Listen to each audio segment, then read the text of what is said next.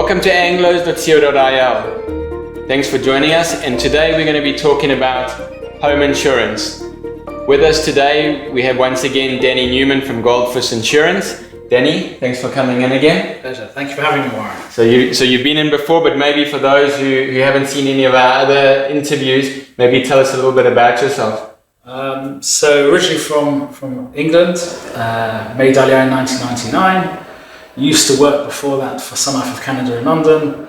I've been with Goldfus Insurance now since 2006. Licensed in all aspects of insurance, home, car, pensions, life, health. Set up the Modian office in 2006 for Goldfus and opened up the Shemesh office in 2012, which currently the branch manager of that office. Great. So Danny, today we're going to be discussing home insurance. Can you just maybe firstly just outline what does it mean to say that if I need home insurance here in Israel? So the home insurance policy in Israel is based on what's known in Hebrew as the Polisa Tiknit. It is a standardized policy that has gone through a lot of regulation, and all policies have to adhere to the basic carbon copy or the carbon imprint of that policy. Modifications can be made, obviously, to tailor-make the plan to meet each person's needs and what's appropriate for them. And the home insurance policy actually has three main aspects to it, and one will choose the elements that are relevant to them. So the first aspect is structure. Structure is the building. So you can have the walls, obviously the ceiling, the flooring, but also anything that's physically attached. So someone's got, let's say, light fittings that are physically attached, or kitchen units that are built in, or bathroom units that are built in. That would usually come under the structure component of a home insurance policy. So that's the first section. The second section is the contents, and the contents policy covers many things. It covers basic furniture, anything that's movable, clothing, books, and then can be extended to cover things like jewellery, computer equipment inside the home, outside the home, and various other aspects. And the third component of home insurance are the liabilities. So that can cover third-party liability and employer's liability. Third-party liability is, let's say, if someone has washed the floor and a visitor's come in and slipped on the floor and have broken their hip, and it turns out that person's also a taxi driver and can't drive now for 6 months, and he's going to be out of work and wants to sue you, as let's say you're the homeowner and you've washed the floor. And they say, well, I slipped because you didn't tell me it was wet, and they want to sue you. They are a third party to you. So that's the price I pay for having them over for dinner. Correct. It's turned into a very expensive meal. Right. But if you have third-party liability through your home insurance, that would cover the claim against you from the third party. Another example of third-party liability is if you own the home, and let's say you have a burst pipe, and let's say you're on the 4th floor of an apartment block, and the water has dripped through to the neighbour beneath you, and it has destroyed their ceiling, and they come to you and say, Warren, you've clearly got a water problem. It does transpire that the problems come from you. Again, your third-party policy will cover the damage that has been caused from your property to the neighbour's property. Those are two examples of third-party liability. Okay. They can also cover employer's liability. So if let's say someone has employed domestic help, and they have a cleaner who's coming in, and they have to be paying them above board. So it's not talking about cash in hand, but they're paying b'tuach le'umi. And they've stood on a chair to clean a high-up shelf, and they've fallen off and injured themselves. So if that person's on the book, so the employer's liability within a policy would cover any liability there. Those are the main aspects of home insurance. Got you. So basically within that, I can pick and choose that cover. So let's say, for example, if I'm renting from somebody, I wouldn't necessarily take the structural part of that policy. I would go more for just the contents aspect of it, and that would then obviously reduce my premiums. Correct. I mean, when I say it's reduce your premiums, the premiums would match what you're covering. Gotcha. So it's not like you're taking out the structure, it's what of those three components you're putting in. But yes, if you were renting, if let's say you were renting from me, so it used to be, and many people still have these contracts floating around, where they will say that I want you as a tenant to insure the structure. Fortunately, legislation was passed a couple of summers ago whereby landlords are no longer able to enforce the tenant to insure something that's not theirs. Yes. Now, so in most scenarios, you would then, as the tenant, say, well, okay, we obviously don't need to insure anything connected to the structure. However, you would still, other than your own belongings and your contents, there's still liability assets, because if you've washed the floor, or if you, let's say, you're running in a bath and then you took a phone call and you got distracted and the bath's overflown and it's flooded the place and also dripped down. Right. So the third party liability, and in fact most contents insurance policies would anyway cover third party liability, but those would definitely be the two aspects in most scenarios that you wouldn't want. Why would I say most scenarios? Because there could be a scenario whereby, let's say, the landlord doesn't have structure insurance. Okay. And if you were responsible and you'd caused the damage to the structure, again, you ran that bath and it overflowed and it's caused significant damage to the flooring, and the tiles will come up and it needs to be replaced and dried out. Right. So if your if the landlord doesn't have insurance, you're going to be held responsible then. Yes. So if you have a concern, so you may want to then take out basic structure insurance as well in the policy if it transpires that the landlord doesn't have insurance and you're concerned. Again, many people don't do that, but some people who are concerned about that risk, one can take out structure insurance on a property that you're renting. There's what's known as a zika. There is a zayin yud kuf hey. A zika is a connection between you as a tenant, that you have a bond to that property, so you can insure it. The recommendation in that scenario would be maybe to take out aspects of the cover that you can't be held liable for. So, for example, we would take out natural disasters and earthquakes, because unless you have superhuman powers, the likelihood of you being able to be held liable for earthquake damage to the structure is zero. So there's no need in that scenario, if you were renting, for you to have the earthquake coverage on the structure. Yes. But is that something that's common for a landlord not to have structural insurance on his property? Isn't it something that they're obligated to have? So firstly, there's no obligation to have insurance. If someone's got a mortgage, so in the majority of cases, the mortgage bank will require someone to have structure insurance in place.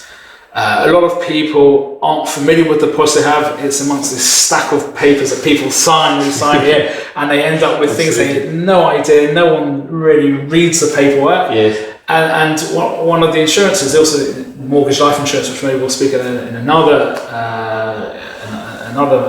time. But one of the insurances is home insurance, because the bank, in essence, has a stake in the property. Yes. So let's say the property is worth 2 million shekel, and let's say you've taken $1 million shekel mortgage on that 2 million property. Initially, the bank owns 50% of the property. Right. So they don't want there to be a scenario, if there was major damage caused to the property, you would pocket the money to rebuild from the insurance company. Right. And then you've absconded and run off to, let's say, Australia or South Africa or the States or wherever it may be, and you're sitting there with the money, or you've gone to the Caribbean, you're sitting here in life of luxury, and you've left the insurance company with a pile of rubble. Yes. So they will require in those policies a legal lien to be added, in Hebrew it's known as a shi'abud, to be added into the policy, so that the claim will not be paid to you without the bank approving that, because they want to make sure that their stake has been taken care of. That they're protected. Now, however, the insurance through the mortgage may not necessarily reflect your entire insurable interest. You may have upgraded the property. You may have refurbished the kitchen, put in solid oak cupboards and very high standard ceramics throughout the property as well. And the insurance through the bank may not reflect that, so it may not be the actual real replacement value of things. Also, often through banks, they may not have third-party liability. So if someone's a homeowner and they've got that, so they may be aspects lacking. So if the person that you are renting from happens to be a homeowner who has a mortgage, the likelihood is that they do have some aspect of insurance. But if someone is mortgage-free, there is no obligation whatsoever to have insurance. Gotcha. Okay, great. Now I've come to a place. I've got a home. Either I'm renting or I bought a place. How can I ensure that my possessions are insured correctly? So the best way to do it is to have an appraisal. Okay. In fact, this is something which we and many other agents will actually insist on or very strongly recommend that their clients have. Because when one sets up a policy, and you can, even those people who do it online, it asks you to put in a number. Now, most people don't really know the full value of their belongings. It also maybe they say, well, actually, I've got an old couch, I've got an old table, I've got an old refrigerator. Yeah. So they might undervalue it. But if there were to be, let's say, a fire that's destroyed, they would have to replace it. Yeah, exactly. Yeah. And you're going to be hard pushed. Let's say you've got a 20-year-old refrigerator that's only worth, let's say, 50 or 100 shekel, and the insurance company says, here you go, Warren, here's 100 shekel, buy yourself another fridge because that's what it's worth. Right. You're not going to find another refrigerator of worth for 100 shekel. Right. So insurance in Israel is based on new for old values. Okay. Even if you have a 20-year-old refrigerator, it will be insured for the new replacement value. That's how it should be covered. Yeah. Now, a lot of people will, throw out a number. And here I use an example. I like to use an example because in Israel, the way insurance works, you can't choose to insure specific items on basic furniture. So, for example, if let's say you had a dining room table and 8 chairs, you can't say, well, actually, the kids are getting older. There's only a couple of us. We just want to insure 4 chairs. Right. You can't choose to insure 4 of the 8 chairs. Okay. That is under insurance. The way under insurance works in Israel is, let's say, this may ease things. Let's say you've chosen to insure 200,000 shekel. And you've called up the insurance broker or the insurance company and said, that's what I want to insure. At the time of a claim, a loss adjuster will come, and even known as a shamai, and they will assess the extent of the damage. Okay. They will first check, is the sum in the policy, does that adequately or accurately reflect the true value of the contents that you have? Right. If yes, then fine, no problem, and the claim's a lot easier. However, let's say you've overestimated. Mm-hmm. Let's say you really only have 100,000 shekel. Okay. You only have a couple of basic pieces of furniture. It's a 1 or 2 bedroom property. You have no jewelry, very little silverware, a few books, clothes, but a couple of computers. Basic. So you basically over-insured yourself. Exactly. So you just because you've insured 200,000 shekel, this is called over-insurance. Right, so they're not going to pay you out 200,000 shekel because you didn't have. You've paid, in essence, you paid too much to insure too high a sum, but you'll only get what the real value is of the property that you had and what was lost. So in that scenario, by being over-insured, you're paying too much needlessly for that. Yes. Second scenario is the other way around, what's called underinsurance. Again, you've chosen to insure 200,000 shekel. Yeah. And the loss adjuster comes in and he walks in and it is a very luxurious 2-bedroom apartment. You've got silver all over the place and you've got antiques. And in this, even if it's a small 2-bedroom apartment, they say, hang on a second, they go room by room and they check and they say, actually, Warren, the real value is 400,000 shekels. So now you've underinsured yourself. If it was 202,000 shekels, it's near impossible to go to that level of precision.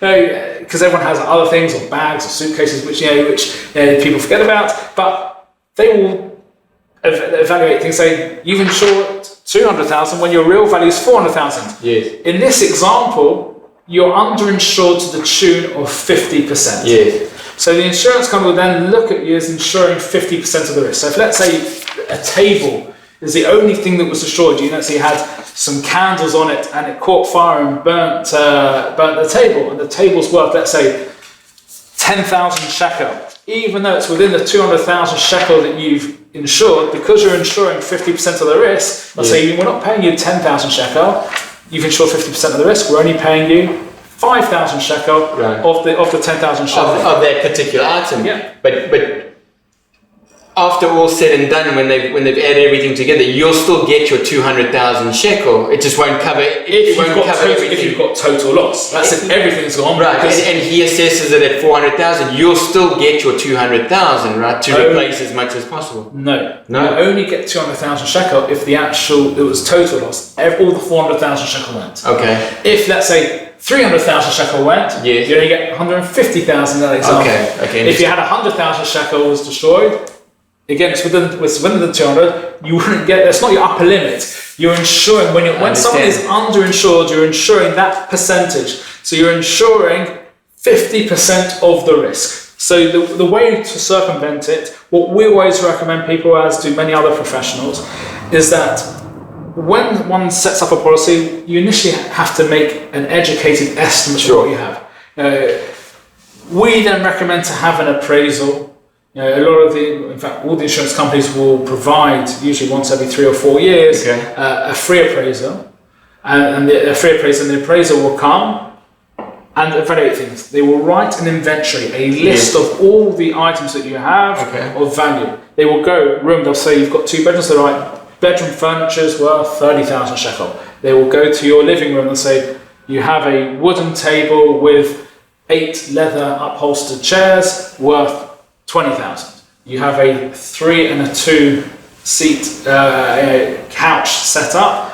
They will evaluate that. They will then list also the appliances. They'll say you've got a Bosch washing machine. You have an LG refrigerator. You have a Siemens dishwasher, and they will itemize that and put the new for old value on. They will look at computer equipment, so say you've got a Dell, and they'll put the model number on as well. They will also look at silver. They will weigh it and they'll write a description, what the weight is, how many grams it is, and the value of that. They will look at pieces of jewellery. Right. They will write down the colour, the clarity of... So it's extremely itemised and detailed. So the reason why we recommend it is for 3 reasons. Number 1, it means that you avoid the scenario of being over-insured or under-insured, so needlessly paying too much. And if someone is over-insuring themselves, so then the premium, the cost of the insurance, will then be reduced accordingly, and you'll pay less for it. If someone has been under-insured, so obviously the premiums would then go up to reflect the true value. So that's the first reason for having the appraisal report, to ensure that one is adequately insured. And so it's definitely worthwhile having. If it's free, it's something that they provide. It's worthwhile doing that. The other 2 reasons I would recommend having the appraisal report is if you've got something that could be covered on an all-risk basis for accidental damage or something outside the home. Someone has taken a computer to a cafe. Yeah. And they're sitting there and someone by accident has spilt the coffee over it, or something which we saw during the Zoom period. We had a few claims like this with the kids in various lessons and drinks being spilt onto laptops and destroying them. If they were extended on an all-risk basis for accidental cover, they're covered in the policy. Now, you have to have either a receipt or the valuation of it through the appraisal report for it to be covered on an all-risk basis. Someone's on a tiol and they've looked down and they see that the stone has fallen out of the clasp and they've lost a stone. If it was appraised, or it's on the appraisal report, or you've got the valuation which was added in advance of the policy, it can be covered outside the home. The only places we can't cover things is if they were stolen from a car. You left your laptop in the front seat and someone smashed the window and swiped your laptop computer, it won't be covered from there. That wouldn't be covered? No, so we can't cover it from there.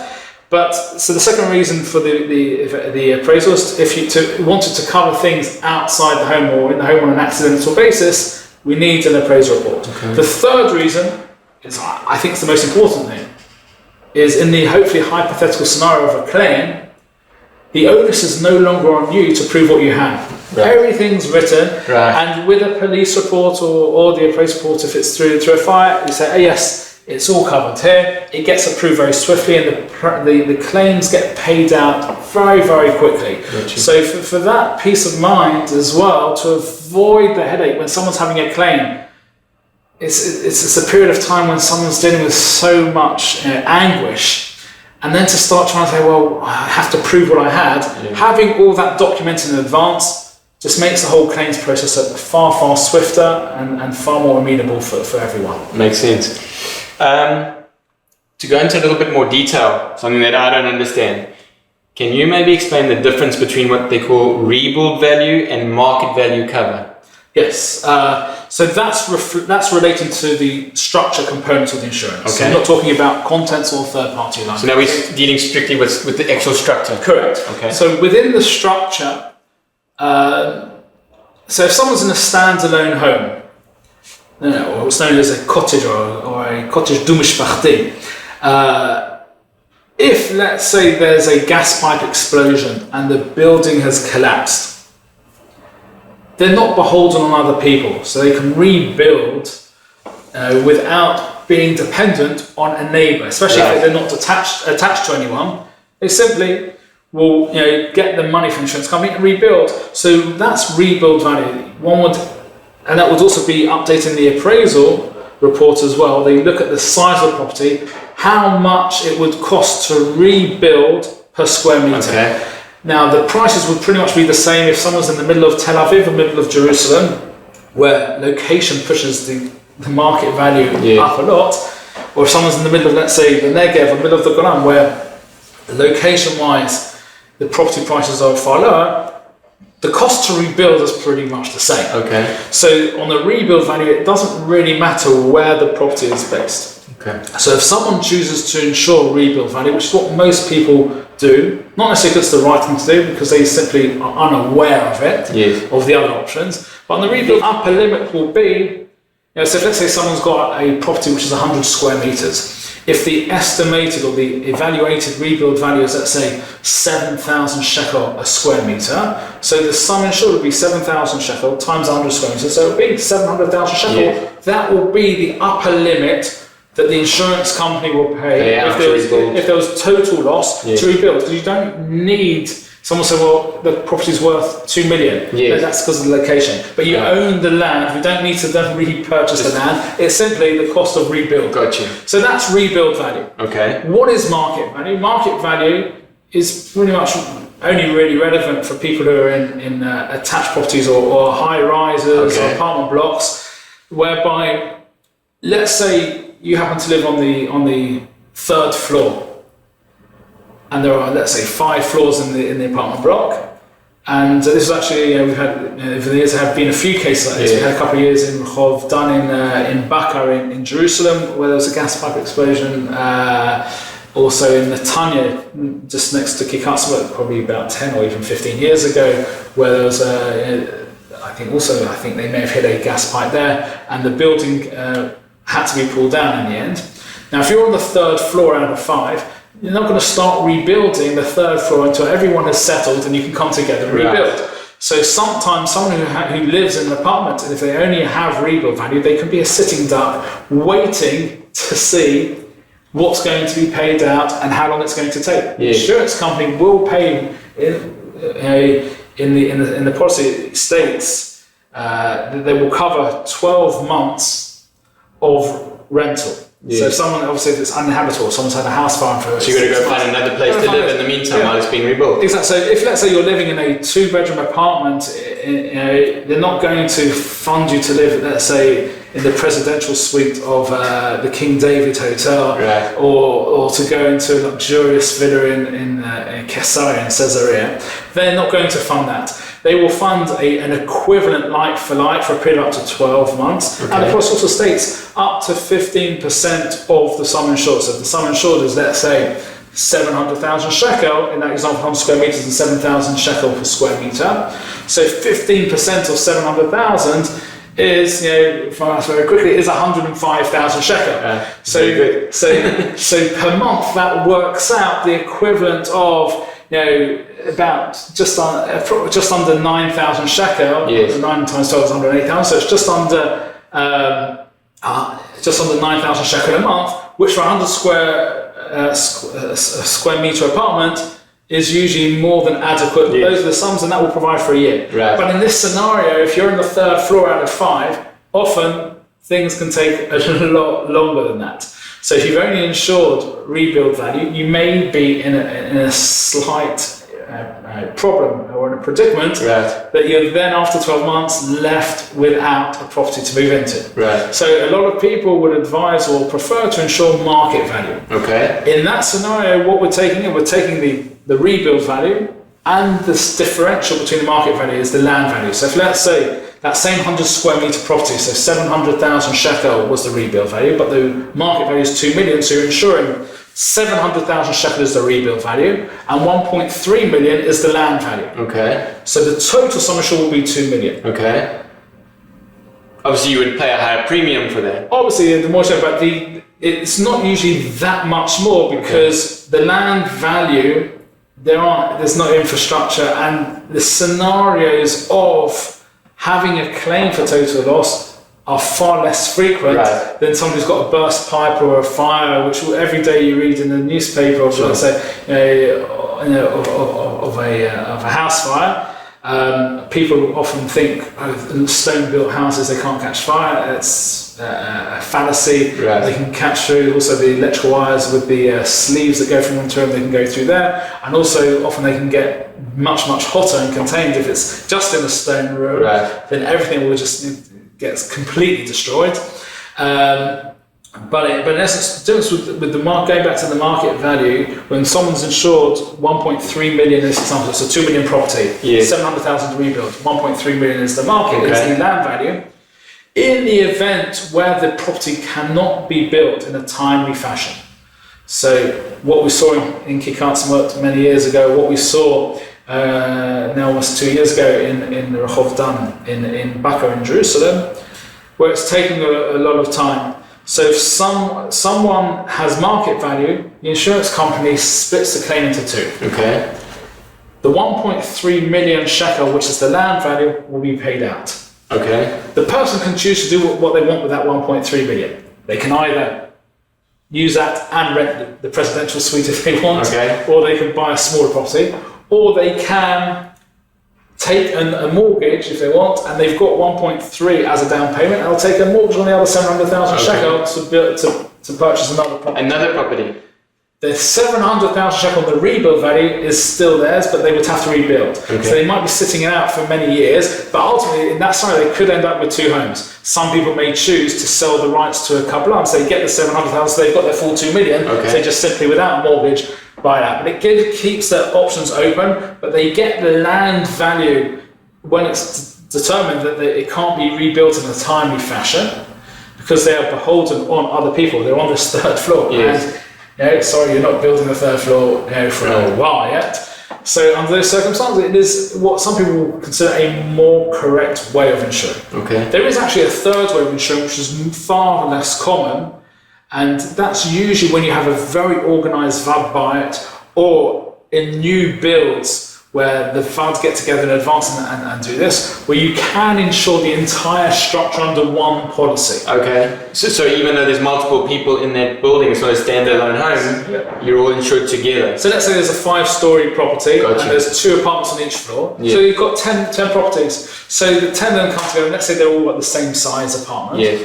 And they can insure the structure all together under one thing, also cover all the common areas, which means that if there's a disputed area, the pipe, is it this property or that property, there's no dispute, it all gets covered. Yeah. Those policies are actually far rarer, but are actually the most correct way of insuring.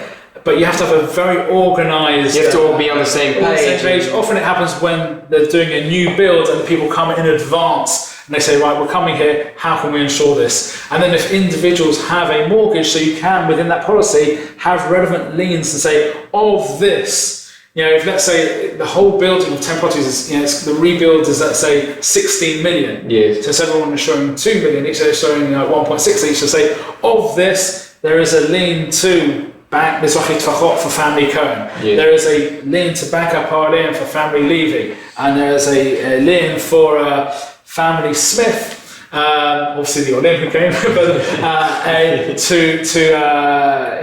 bank loan me. Right. And it can be done that. Obviously, in that scenario, everyone would then have to take out their own contents policy separately, because usually we recommend everyone having the same policy to cover both structure and contents. Okay. Because if there's a fire that damages both, if someone's got two policies, you're dealing with two claims and two separate. Right, so it's better to have them in one. Exactly, better to have in one in the majority of cases. But ultimately, that's the difference between the market value and the rebuild value. Just go back to the original question.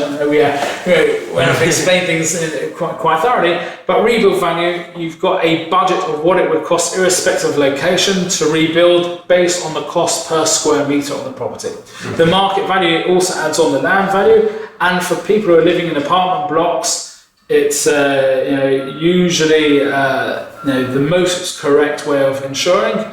Banks won't request this, don't even think about that, because they're not interested. They just want to make sure they're covering their stake. Right. So the vast majority of people who've got a mortgage will not have that. You're not beholden to using the bank's insurance, but if someone wants to consider more accurately covering what they have, especially if they're in an apartment block, so that is something that should be considered, and getting the costing so that each person can make an informed decision as to what they feel is more appropriate for them.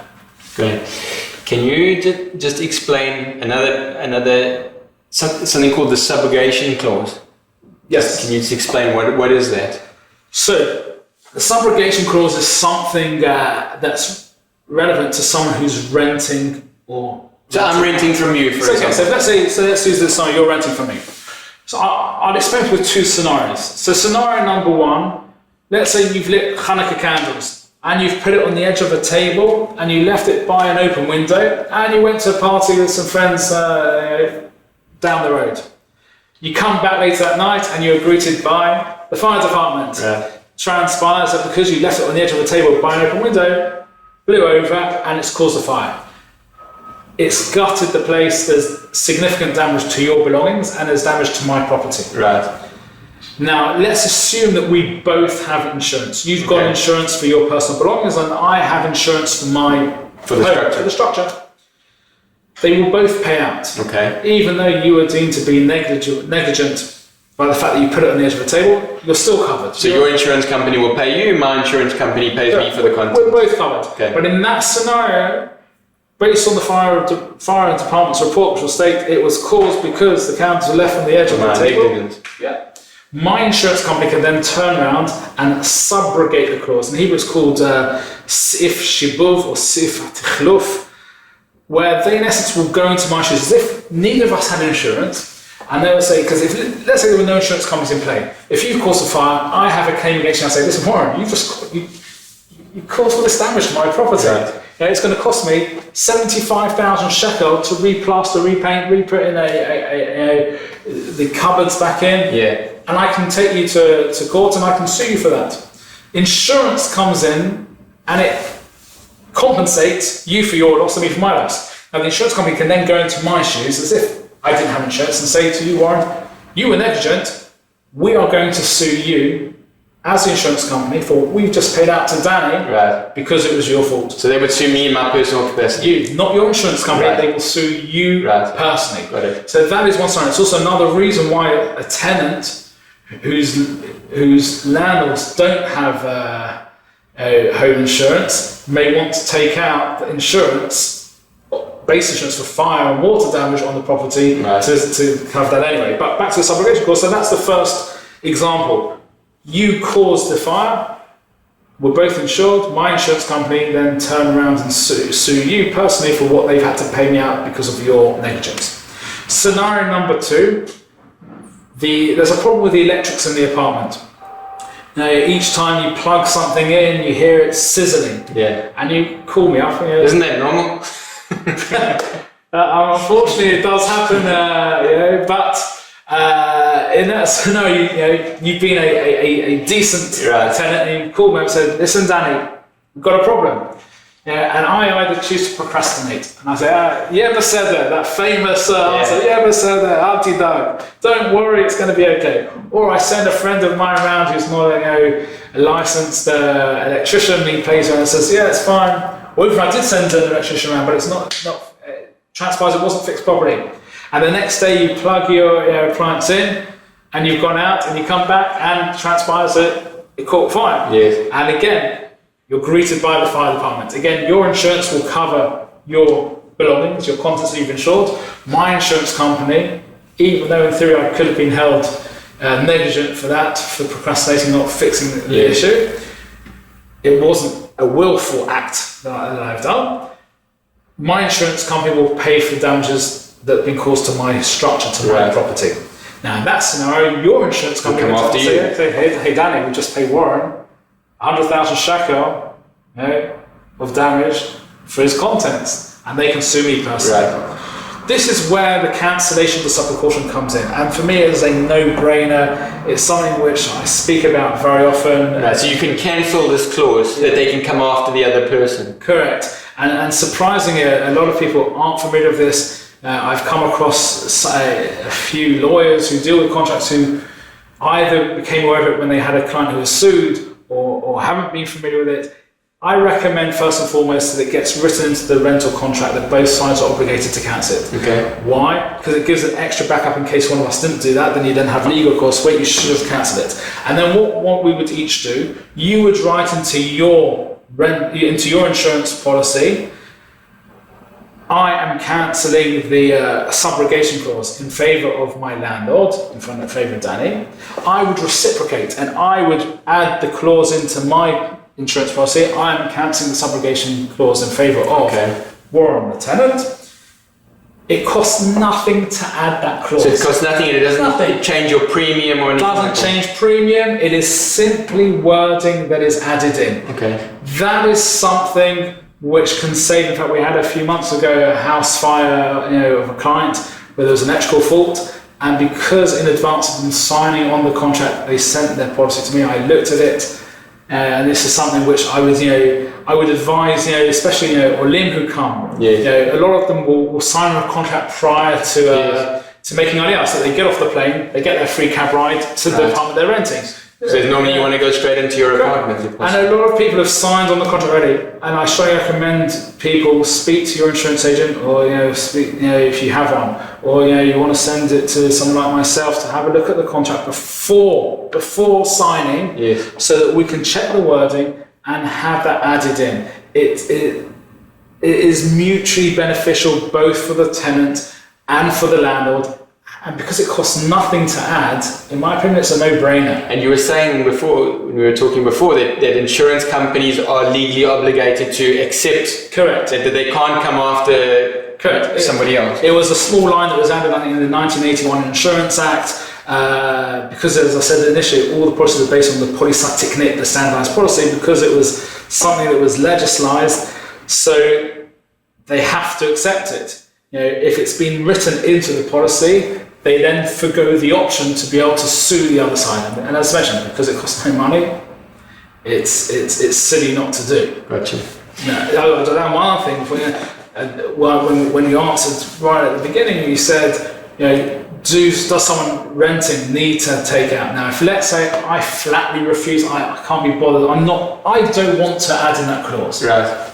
You come across a very difficult landlord. Right. I'm a tough guy, and I'm not interested in changing the wording. Yes. But you really like my property and you want to rent it. And you say, forget it, I'll do it. So in that scenario, some people, we have clients and other people have done the same thing as well, who then have decided to also insure the structure just for fire and water to avoid that scenario of them being countersued. So they're also covering something if they were to be held negligent. That's just another reason why someone may, again, it's not often that happens, but that is a scenario that could arise if the fault has been as a result of the tenant causing the damage, and the landlord's insurance company would sue the tenant because they didn't activate the subrogation clause. So that might be a reason why the tenant may want to consider looking at insuring fire and water damage to the property that they're renting. Okay. Maybe can you tell us options of extended cover? Tell us a little bit about options of extended cover. So we touched on a few of the pieces. For example, accidental damage, covering things outside the home, jewellery, you may need to have, or you actually will need to have an appraisal report, but also, depending on where the apartment is, there may be security requirements as well. For example, in most towns, the ground floor apartments is something which is, for some countries, we don't really see it so much. Bars on windows. Yes. So you come from South Africa. That's For Joburg, it's you're surprised not to see it. But people that say coming, I come from the UK. I don't remember many properties that I saw with bars on windows. A few had alarm systems. But here, ground floor apartments tend to require to have at least bars on the window or an alarm system that goes to a moked, to a company who will come, or dials up to one's phone so they can check it. If there's a lot of jewellery, then they may require the person to have a safe. So those are things worthwhile considering. Not everyone has to insure jewellery as well. Some people may decide to take things down or to reduce, to go to there. You can go to agreed values. You don't have to, go for the new for old. Unlike tables and chairs, which impact when we spoke about the under and over insurance before. With jewellery, you can choose to take things off. So if someone's gone over the limit where a safe is required, we're not talking about going to shop and buying one of these flimsy ones where you put a small key in, like for petty cash. It's talking about usually safes that have to be bolted into the floor or wall. The insurance companies have dimensions that they require as well. So that's often required. So if someone's extended for jewellery on an all-risk basis, things to be aware of, the security measures that are required. But I will also touch on this, isn't really extended cover, but I will go into, because jewellery is an important factor. Jewellery tends to push up the cost of insurance.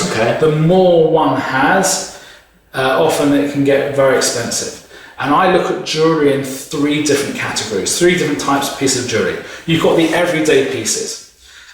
You've got, for example, a woman who has their engagement ring with a very nice stone. If they've been wearing it for many, many years, they may feel a little bit undressed if they don't have a ring there anymore. They've been so used to it, so they would want to replace it. Or someone's got diamond earrings that if they were to go to a family simcha, they would want to wear them, so they want to replace it. So then it's worthwhile considering to insure. You may want to go for a lower agreed value, because it may be at the time when a young couple gets engaged. So the most important thing is that rock on the finger. Quite sometimes we'll see some people develop an itch on their to show off the stone that they have. That period doesn't tend to last long, and then if they have a family that comes along, priorities may change. They may say, well, we paid 50,000 shekel for this ring. To be honest with you, we wouldn't buy another ring that worth. We may buy one for, let's say, 20,000 shekel.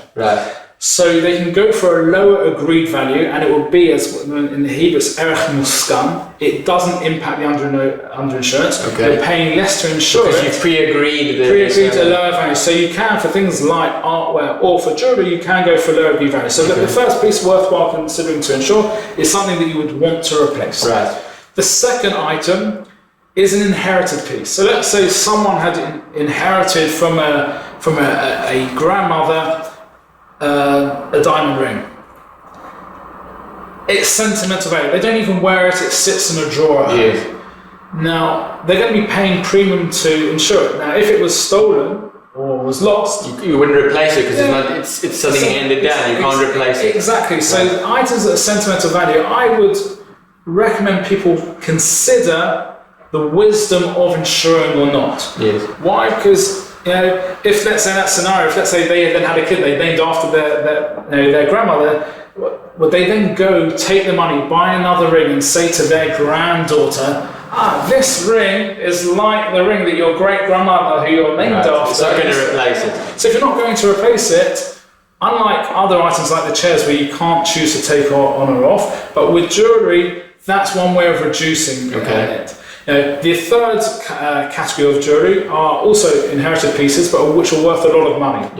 So sometimes people may still choose to insure it to ensure the financial value, because that could be, the Hurricane Katrina fund or the emergency fund that should the family hit adverse times, that they would want the financial value of that piece to still be part of their family's financial portfolio to assist them in adverse financial times should it be recommended. So in that scenario, one may still decide to insure a sentimental piece if it has some worth, if that's part of their consideration.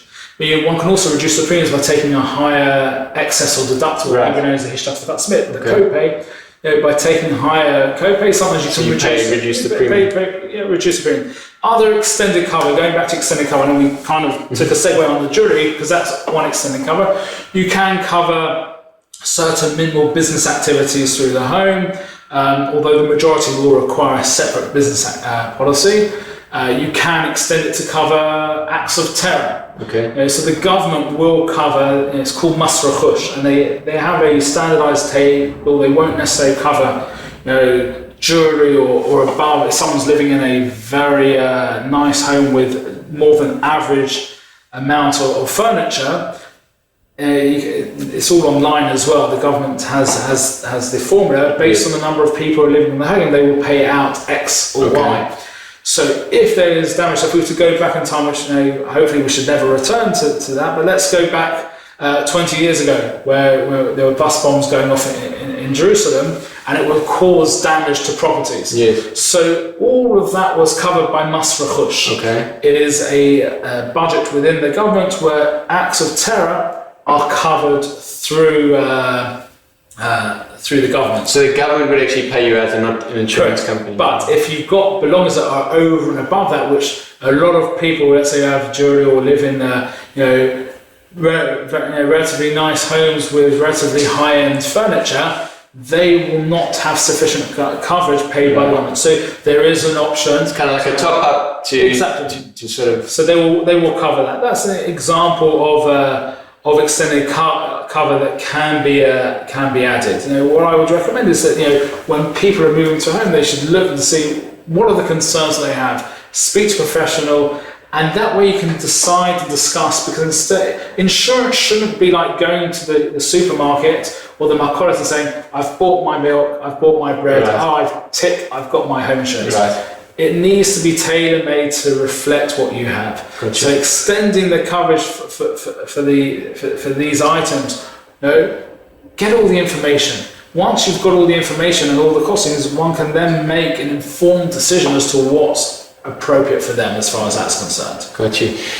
Just to wrap up then, maybe if you can give us some tips or some other information about home insurance that maybe we haven't touched on. So, firstly, understand what you're insuring. I often come across people who simply don't know what they've got. There are even companies who will offer English policies, and something which we can offer, the policy actually in English itself. So you can read through it in English to understand the policy. Insurance in any language, even if it's your mother tongue, may use technical terms that you may not be familiar with. All the more so if it's in Hebrew and you're not so familiar with the Hebrew terms. So if you don't understand, there are abilities and options out there where someone can receive an English policy. Not all companies or agents can do this, something which we pride ourselves that we provide that. Question is also to look at in advance is for the Olim. Someone who's coming on Aliyah, they've sent a shipment. Look at extending, if you've still got your policy from overseas, will you be able to cover jewellery still in your old policy once you've left the country? Other people say, well, I'm coming with my 2, 3, 4 suitcases. We're moving in already. We've already spoken about having the contract. I would recommend Olim in advance. Send through to a professional to look at the rental contract before signing to make sure the subrogation clause is all there. But also, if someone wants to have coverage from the moment they step off the plane, you've come with your laptop, you've come with your diary, and in the cab journey to your new home, you left the laptop in the cab and it's gone missing, or the stone fell out. If you've got valuations from overseas or the receipt you purchased the laptop, send it through in advance. You can set up the policy to kick in the moment you step off the plane. Okay. And also to cover the belongings you'll bring in. Once the shipment arrives, then we can then arrange for the appraiser, as other people can do as well, to come once you've unpacked and then reassess. Right. It's not like you're setting things up, for now and that's it. Home insurance policies are annual policies. They all renew on the 1st of the calendar month. So let's say today's date is the 13th of April. So the 13th of April, so a policy may run to either midnight on the 31st of March or midnight on the 30th of April. Okay. So the first year will either run for 11.5 or 12.5 months, depending how you set it up. And then each year it would renew on the 1st of the month. So even during that insurance year, you can make changes. You've got rid of 2 laptop computers. You say they don't work. You've thrown them out. You can take them off and say you call up based on the appraisal report. Say what we've added here. Remove the Dell. Remove the HP laptops. Yes. No longer have it. We're just leaving the MacBook Pro as the only thing we have now. We keep that, and you can reduce the premiums on a pro rata basis, on a pro rata basis, as far as that's concerned. You've made a new purchase. We would advise people, send in the receipt to the insurance agent. That way it gets added to the policy, and then if something happens, there's no onus on you to prove what you had again, just like the whole thing. So you add something onto the policy with a purchase, add it with the receipt, send it into the insurance agent. So very important, basically, you can arrange that insurance and have it in place even before you arrive. So for an Olim who's looking to come, you've now signed for your apartment. From the time you hit the ground, you're covered for your whatever belongings you bring with you. Correct, and you can pay for policies with overseas cards. There you'd have to probably pay in one payment. If you have an Israeli credit card, you can often split it in what's known as tashlumim, in installments. They're not installments like every quarter, it would be consecutive months. Yes. If it's a direct card, then it's not really tashlumim, you can't really do it, but if it's an Israeli credit card, that can be done. We can do by a havra bankit, a bank transfer, or you can set up a horat kever, a direct debit from the bank, and sometimes with tashlumim as well. Yes. So all these can be set up, but again, in advance of coming on Aliyah, definitely have a conversation with an insurance professional. Very important. Good information. To make sure that the moment you get off the plane, or the moment you stay, or even before you've signed the rental contract, that everything is there to adequately protect. Right. The other extensions, which I'd also recommend, things which or things to consider.